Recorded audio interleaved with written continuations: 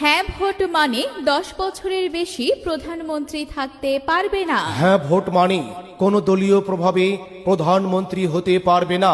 হ্যাঁ ভোট মানে একজনের হাতে সব ক্ষমতা থাকবে না। হ্যাঁ ভোট মানে দ্বিকক্ষ বিশিষ্ট সংসদ আইন পাশ হবে।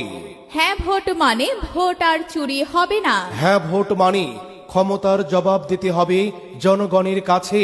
হ্যাঁ ভোট মানে রাষ্ট্রপতি চাইলেই কাউকে ক্ষমা করে দিতে পারবে না। হ্যাঁ ভোট মানে বিদেশে টাকা পাচার করতে পারবে না।